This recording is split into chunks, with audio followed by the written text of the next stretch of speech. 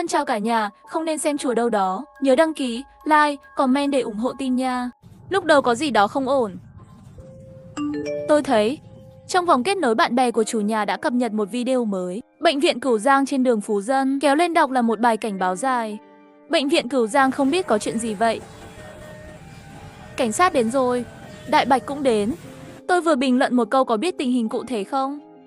Lại lướt chút, bài đăng đó trong vòng kết nối bạn bè đã bị xóa. Vội xem qua bên tường nhà chủ nhà liền tới đây rồi. Người đẹp. Tôi vừa về lại vòng kết nối bạn bè của cô thì sao không còn nữa. Tôi cũng không chặn cậu ấy. Không biết có phải là đã biết rõ sự tình rồi không? Có cảnh sát xem ra là đã xảy ra chuyện gì đó rất đáng sợ rồi đấy. Nhà bạn sắp hết hạn phải đi rồi đúng không? Ngay sau đó lại là một loạt giọng nói gửi đến. Tôi không khỏi cảm thấy đau đầu. Bây giờ nhà không dễ thuê. Muốn gia hạn hợp đồng thì hãy nhanh tay có ưu đãi. Cái quái gì vậy?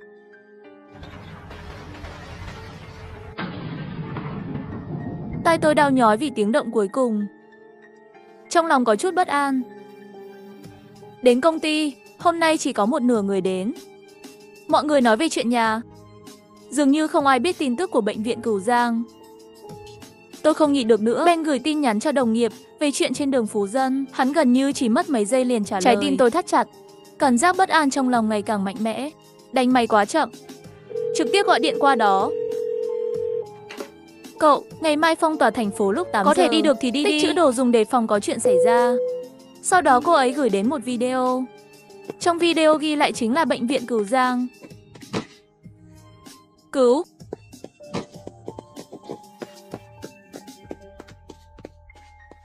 Một sự hoảng loạn không thể tả nổi, giống như mấy nắm đấm sắt đập vào tim tôi. Lập tức đứng dậy, trong ánh mắt kinh ngạc của đồng nghiệp, tôi cúi đầu nói nhà xảy ra chuyện.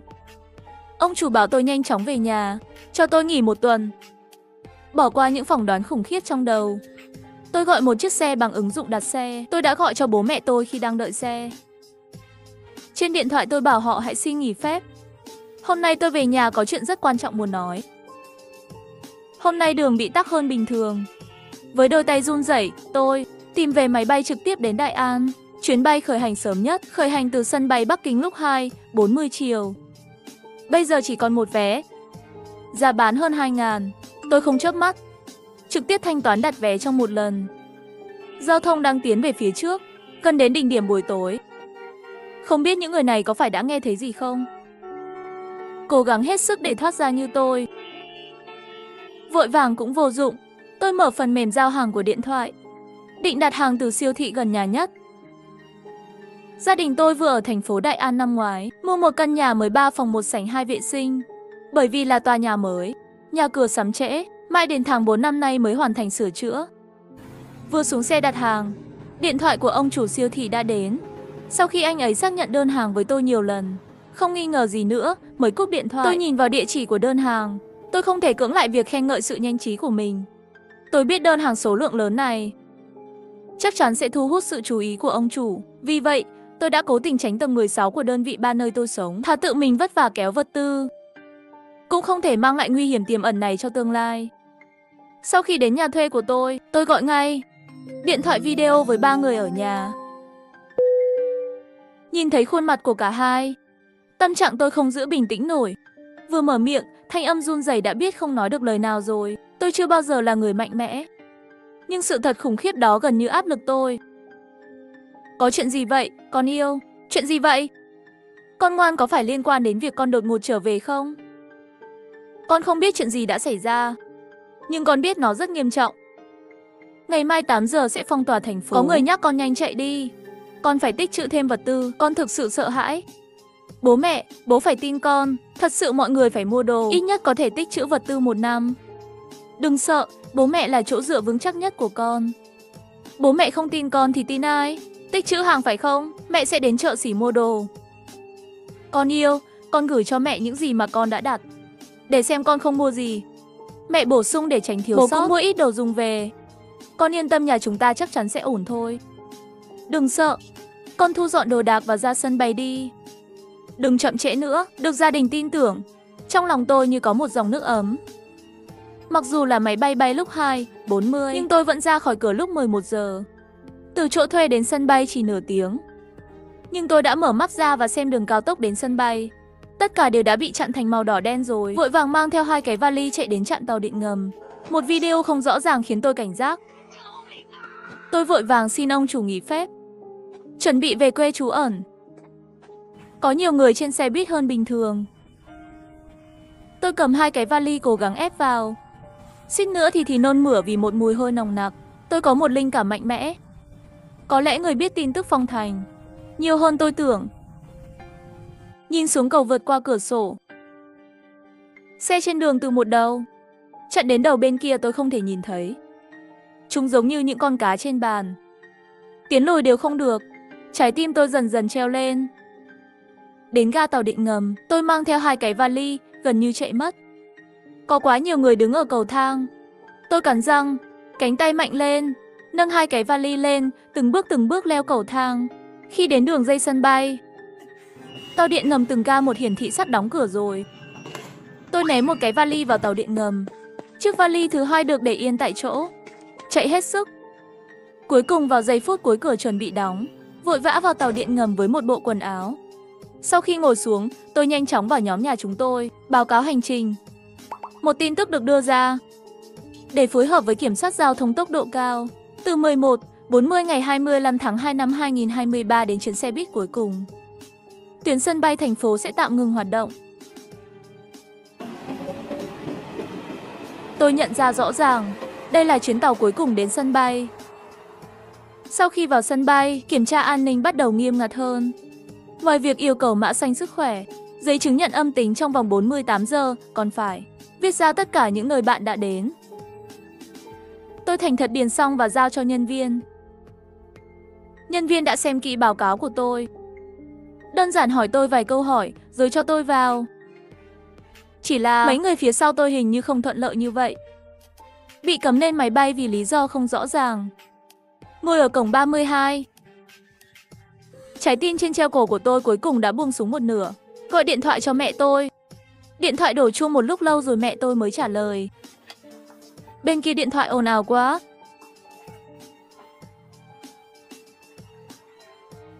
Mẹ ở bên kia bận rộn xong mới quay đầu nói chuyện với tôi đại bảo. Mẹ bên này bận rộn, vừa đặt 300 cân thịt lợn, 100 cân thịt bò, 200 cân thịt cừu, 10 con gà, con còn muốn ăn gì không? Tôi bị sốc bởi hành động của mẹ. Ban đầu tôi muốn nhắc bà ấy mua thêm thịt để dự trữ. Bây giờ chỉ có thể đổi lời, bảo bà ấy nhớ mua mấy cái máy phát điện chạy bằng năng lượng mặt trời. Mua thêm vài cái tủ lạnh. Cúp điện thoại xong, tôi lại từ các nền tảng khác nhau biên soạn một danh sách dự trữ. Sau khi gửi đến nhóm 3 người, rất nhanh nhận được câu trả lời của mẹ tôi. Hãng hàng không quốc tế Hoa Kỳ 94.631, những hành khách rải rác xung quanh bắt đầu xếp hàng. Tôi nhận thấy rằng có rất ít hành khách trên chuyến bay này. Chỉ là không biết là vì không nhận được tin tức, hay là do kiểm soát giao thông đột ngột. Khoảnh khắc máy bay cất cánh, tôi thấy một góc chết trên đường băng. Có một người quỳ xuống cắn cái gì đó. Chúng tôi nhìn nhau một lát. Đó là một đôi mắt thối rữa. Máy bay bay êm ái, nhưng trong bụng tôi lại như biến thành biển cả. Khuôn mặt thối rữa đó ở độ cao cất cánh tiếp tục phát lại trong đầu tôi. Kiên trì một chút, bây giờ mà nôn ra thì sẽ thu hút sự chú ý của người khác. Tôi kiên nhẫn chịu đựng xuống máy bay. Không khí trong lành. Cơn buồn nôn của tôi cuối cùng cũng tốt hơn một chút. Không ngờ lại có người khó chịu như tôi. Đó là một người đàn ông lớn tuổi. Ông ấy xuống máy bay, nôn ra dữ dội.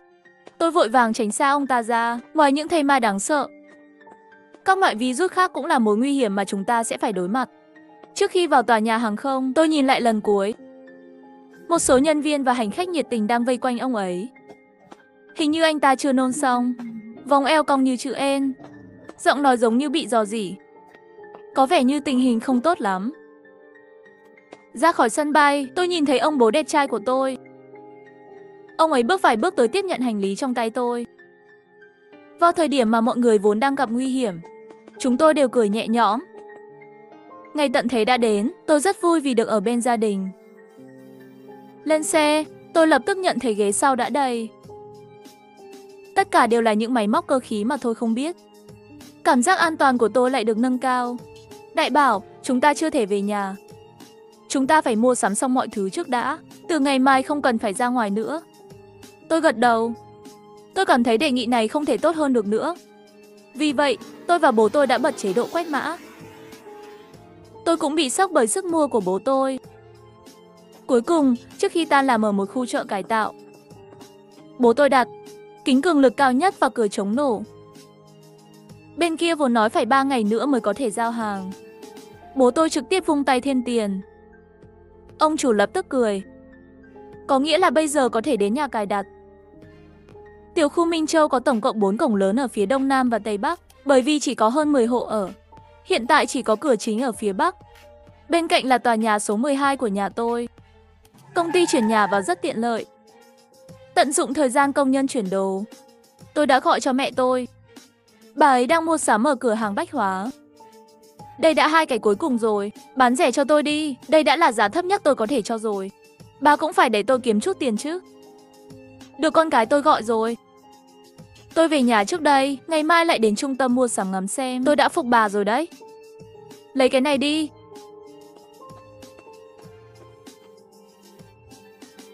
Mẹ, thịt và máy phát điện mặt trời mẹ mua hôm nay. Khi nào giao đến? Thị trường bán sỉ, bên kia nói sẽ trực tiếp đưa thịt và tủ lạnh đến cho chúng ta. Tủ lạnh và người bán thịt là cùng một nhà. Máy phát điện mặt trời đã đến rồi. Mẹ để nó ở cửa 1201. Nhà đó mẹ biết vẫn chưa được cải tạo. Không ai thấy được. Nhưng thứ khác mẹ đều để ở cầu thang tầng 20 rồi. Trên tầng 20 cũng không có người ở. Chỉ cần lắp kính là sẽ không có chuyện gì xảy ra. Tôi bắt đầu chuyển đồ tiếp tế. Quá trình tích trữ hàng rất sướng, quá trình chuyển hàng rất thỏa mãn. Mãi đến 9 giờ, chúng tôi mới chuyển được hơn một nửa nguồn cung cấp. Lúc này, hàng tôi đặt ở cửa hàng bán hàng trực tuyến cũng đã đến. Nhân viên giao hàng đặt mọi thứ vào tầng B1 của căn 1. Chúng tôi đồng tình với nhau, vật tư trên lầu lát nữa chuyển cũng được. Hàng hóa ở tầng dưới thực sự đang cản trở, còn thu hút sự chú ý. Vì vậy, mỗi người đẩy một chiếc xe đẩy, bắt đầu sắp xếp hàng hóa ở cửa đơn vị 1. Trong thời gian này tôi đã chóng mặt mấy lần. Nhưng đưa được hàng về nhà thì thấy rất hài lòng. Tận thế đến, bố mẹ tôi và tôi điên cuồng tích trữ vật tư, hy vọng sẽ vượt qua được cuộc khủng hoảng này. Cuối cùng cả nhà vất vả đến 2 giờ sáng mới vận chuyển tất cả hàng hóa mà hôm nay đã đặt về nhà. Tiếp sau đó, chỉ còn chưa đầy 6 giờ nữa là đến thời gian phong tỏa thành phố. Đêm khuya trong khu phố yên tĩnh đến mức có chút sợ, tôi không có tâm trạng để ngủ. Ở nhà có rất nhiều thứ chờ chúng tôi sắp xếp. Mẹ tôi có một kế hoạch làm việc. Mẹ tôi và tôi phụ trách phân loại thực phẩm, bố tôi phụ trách phân loại công cụ. Còn lại không vội thì ngày mai nói sau. May mà đây là nhà mới của chúng tôi, đồ nội thất đặt làm riêng ban đầu sẽ không đến vào tháng tới. Vì vậy, khi sắp xếp vật tư không cần phải di rời đồ đạc. Đến hơn 5 giờ sáng, đã sắp xếp xong tất cả vật tư. Tôi ngồi xuống, tiện tay mở vòng tròn bạn bè. Vốn tưởng rằng sẽ có tin đồn gì đó. Kết quả lướt xuống hết ngày này đến ngày khác. Mọi người đều yên tĩnh. Trong một khoảng thời gian yên tĩnh, tôi đang ăn bánh sandwich mà mẹ làm. Một miếng cà chua ở giữa bánh sandwich. Một quả trứng chiên, thêm thịt xông khói. Một miếng cắn xuống, nước trái cây bùng nổ trong miệng. Thơm ngon đến mức làm tôi bắt đầu buồn ngủ. Anh!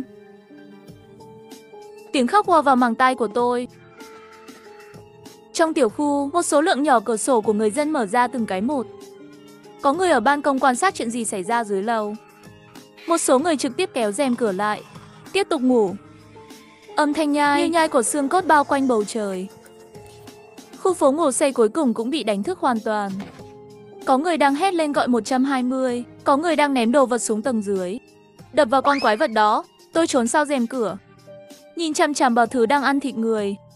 Đầy thối giữa, cách đó không xa, mấy con cương thi đang hướng bên này gào thét chạy đến. Mở điện thoại, tin tức tràn ngập thông báo. 25 thành phố trên cả nước phong tỏa thành phố. Lúc này là ngày 26 tháng 2 năm 2022.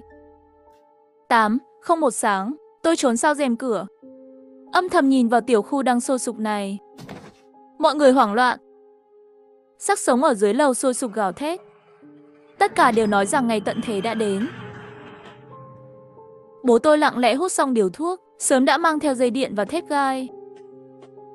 Đứng trước cửa chống trộm nghe động tĩnh. Bây giờ khả năng xác sống tràn vào tòa nhà là không lớn. Kẻ lợi dụng loạn cướp cũng chưa lên đầu. Hôm nay lại để cửa phòng cháy của cầu thang này của chúng ta buộc bằng dây thép gai là an toàn nhất. Nghe nửa ngày chắc chắn không có động tĩnh gì. Lúc này chúng tôi mới cẩn thận ra cửa. Trong tòa nhà im lặng. Chúng tôi đã đặt ở tất cả các cửa phòng cháy trên tầng này. Tất cả đều dùng dây thép gai buộc một nút thắt quân sự khi ai đó bên ngoài cố gắng xâm nhập. Loại nút thắt quân sự này dù là dùng sức mạnh thế nào cũng không thể mở được. Chỉ có thể đợi người bên trong mở khóa mới được. Sau vài lần ngáp, bố tôi đề nghị cả nhà đi ngủ trước. Trải qua những chuyện mệt mỏi, tôi liền ngủ say. Cho đến khi một tiếng đập nhanh vang lên. Tôi mở mắt ra và trời vẫn còn tối. Trong không khí tràn ngập mùi tanh nồng nặc. Tôi vội vàng bịt mũi và miệng. Lại bị mùi hôi thối trên tay xông đến, phát nôn ngay tại chỗ. Lóng ngóng lấy điện thoại ra. Với ánh sáng tối của màn hình điện thoại. Anh! Con ngoan dậy đi! Con yêu! Con gặp ác mộng sao? Không sao đâu. Mẹ tôi lấy một cái khăn đầy nước lạnh đặt lên trán tôi.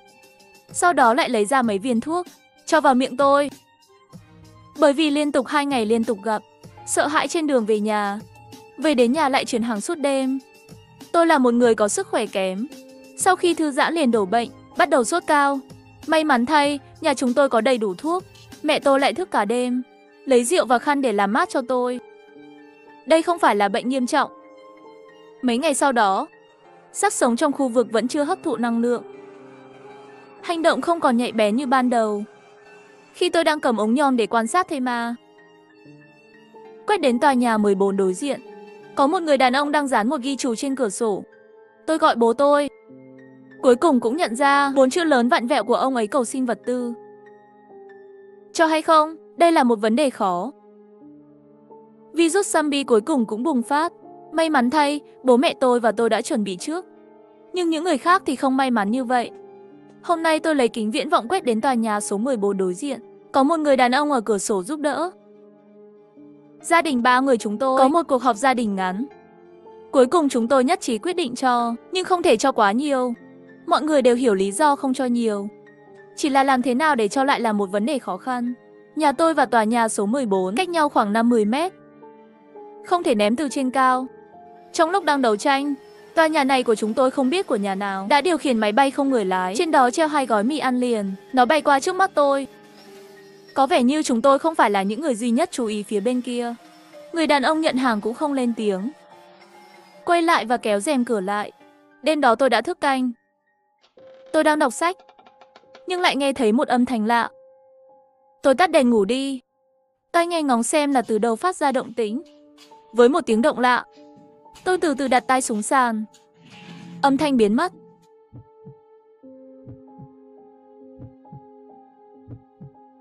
Chuyện này không đúng lắm. Vừa định vào phòng ngủ đánh thức bố tôi, một vài tiếng than khóc mơ hồ từ dưới ban công bên phải tôi truyền tới.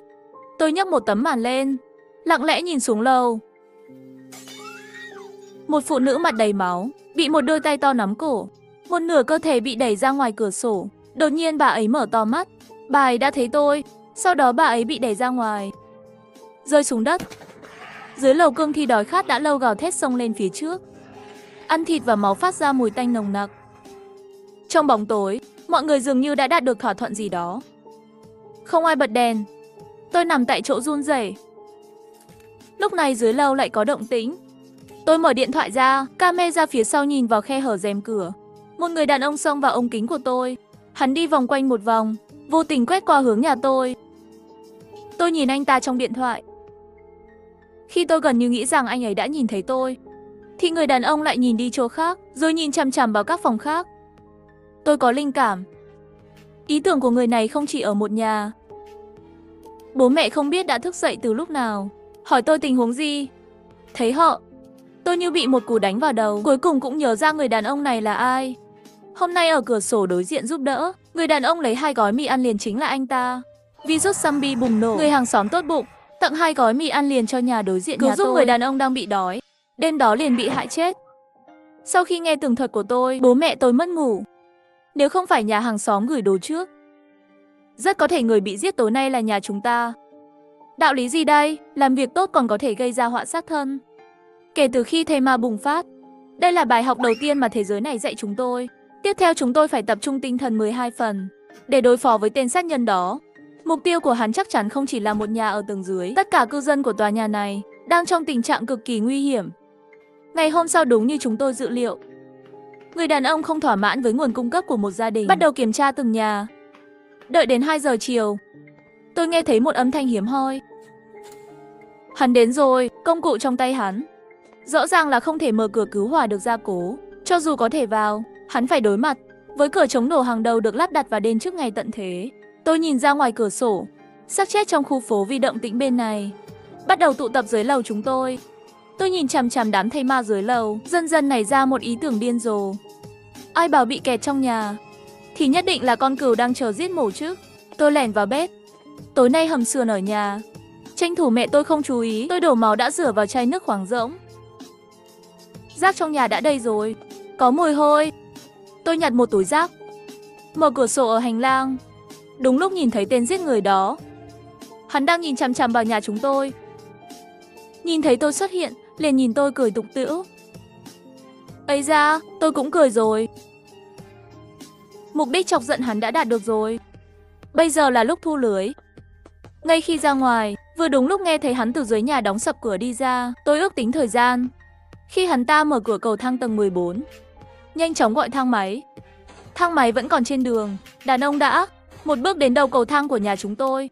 Điều này chính xác theo ý của tôi. Lúc đầu tôi còn lo lắng khi gọi thang máy thì hắn ta chặn ở tầng 14. Giờ đang đứng trên tầng 16 thì đã giải quyết được vấn đề lớn nhất rồi. Thang máy hạ thuận lợi xuống cửa đơn vị tầng 1.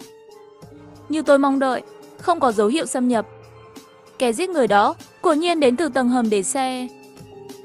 Tôi mở cửa cầu thang ở tầng 1 ra trước, đổ máu trong chai vào.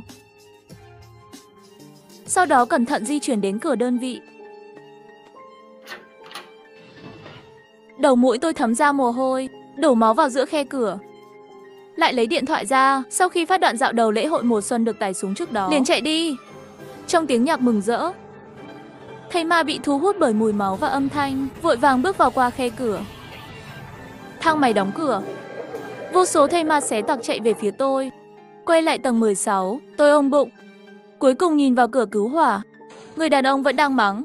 Cửa đã bị hắn ta đập ra một chỗ lõm rõ ràng. Một lát sau, tiếng hét vang lên khắp tòa nhà. Virus zombie bùng phát để cướp vật tư. Một người đàn ông sau khi giết người tốt lại nhìn chằm chằm vào nhà chúng tôi. Vì sự an toàn của gia đình, tôi mạo hiểm mở cửa chính của đơn vị để thu hút xác sống. Loại bỏ thành công người đàn ông đó. Bố mẹ tôi nhanh chóng nhận ra tôi đã làm gì. Lần đầu tiên bố tôi đỏ mắt trước mặt tôi. Con yêu, hành động hôm nay của con có thực sự rất nguy hiểm đó, có biết không? Thực ra, tôi biết có rất nhiều lỗ hổng trong kế hoạch. Nếu bị bọn chúng bắt trước thang máy của cửa nhà tôi. Nếu người đàn ông ngoài kia quay trở lại tầng 14, phát hiện thang máy đang chạy. Bây giờ tôi đã xong rồi, không thể thoát khỏi. Nhìn con mạo hiểm như vậy. Hay là vì bảo vệ gia đình mình là điều tàn nhẫn nhất đối với cha mẹ. Chúng ta không phải là gánh nặng của nhau. Một tháng trôi qua trong nháy mắt. Số người bị buộc phải ra ngoài tìm đồ tiếp tế tăng lên, trong khi những người khác đang lo lắng về nguồn thức ăn. Nhà chúng tôi một tuần ăn 2 bữa thịt. Mỗi bữa đều được mẹ làm rất cầu kỳ. Đến tháng 9, liên tục mưa nửa tháng, xác sống dưới lầu đều biến mất rồi, chìm trong nước không biết là chết hay sống. Ngày hôm sau mưa tạnh, có người không chịu nổi, ném một đống rác xuống nước trước. Nhìn thấy thây ma không có phản ứng gì, người đó đã làm một chiếc thuyền gỗ đơn giản, mang theo lá gan đi ra ngoài tìm vật tư. Lúc anh ấy về đã khuya rồi. Mang về rất nhiều vật tư. Người bạn đồng hành hào hứng nhảy múa. 2 ngày nữa trôi qua, xác sống trong nước vẫn không có động tĩnh. Người đi ra ngoài cũng nhiều hơn. Lúc này mực nước đã xuống, đã lộ ra đỉnh đầu của thây ma. Gia đình chúng tôi vẫn sống một cuộc sống bình yên.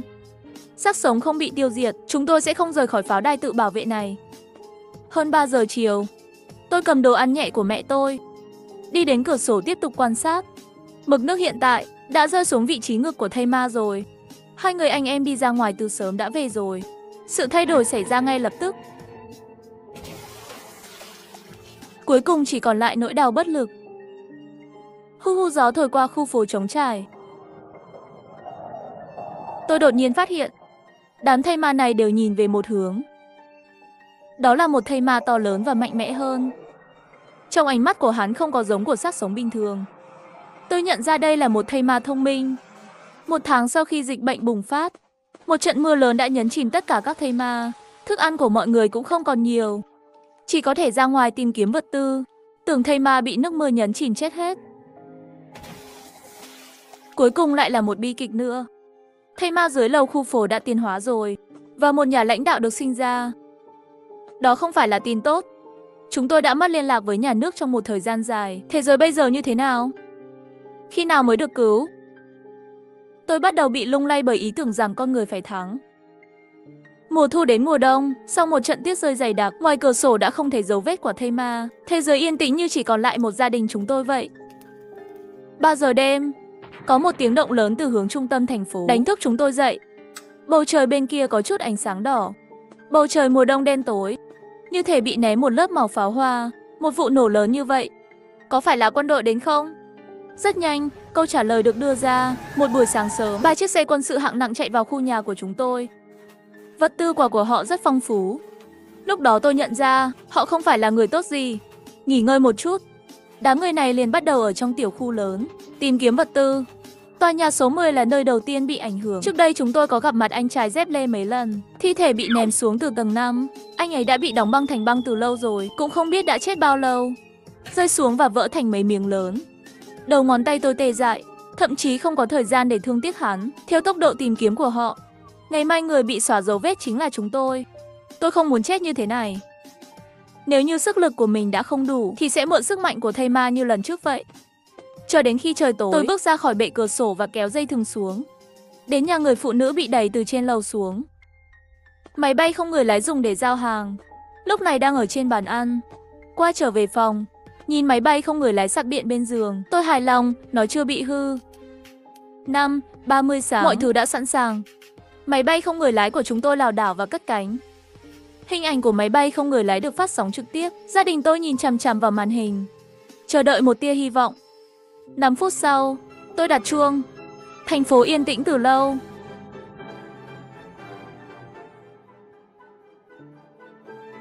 Nhưng mà, đội quân thây ma mà tôi tưởng tượng đã không xuất hiện. Rất nhanh, lượng điện của máy bay không người lái đã giảm xuống còn 1/2. Tôi buộc phải quay đầu máy bay về nhà. Không nghi ngờ gì, kế hoạch của tôi thất bại rồi. Nửa năm sau khi thây ma bùng phát, cộng đồng của chúng tôi có một đám người ngoài không tốt đột nhập vào. Họ ném xác thi thể bị đông cứng xuống lầu, nhìn anh ta vỡ thành nhiều mảnh. Hơn nữa, rất nhanh thôi, gia đình chúng tôi cũng sẽ bị xóa sổ.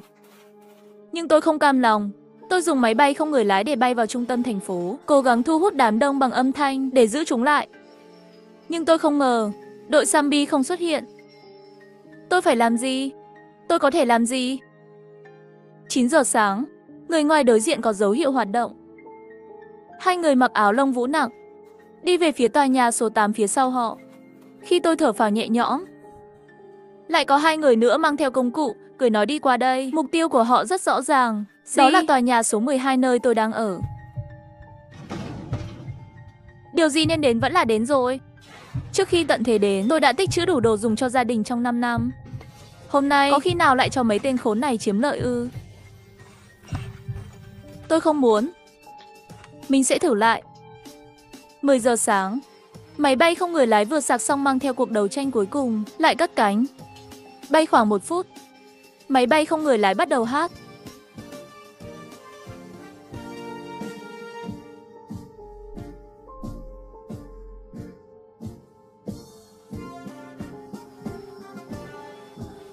Nhưng trong hình ảnh vẫn không xuất hiện thây ma hay bóng của xác chết.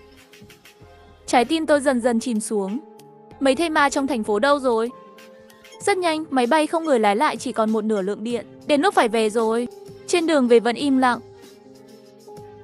Cảm giác bất lực bao quanh tôi một lần nữa. Nó thúc giục tôi nhanh chóng chấp nhận thực tế đi.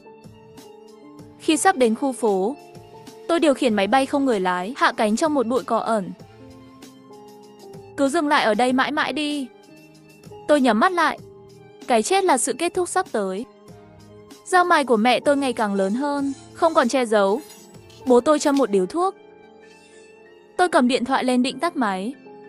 Hình ảnh của máy bay không người lái vẫn được cố định trên cỏ dại khô và vàng, hướng lên trên. Tôi mở to mắt. Một cái đầu đội mũ quân đội xuất hiện trong máy ảnh. Miệng anh ấy mở và đóng lại, hình như đang nói gì đó. Chuyển cảnh. Một đội quân gọn gàng xuất hiện trong tầm nhìn. Trên xe đi theo có một lá cờ đỏ tươi. Tôi biết chúng tôi đã được cứu.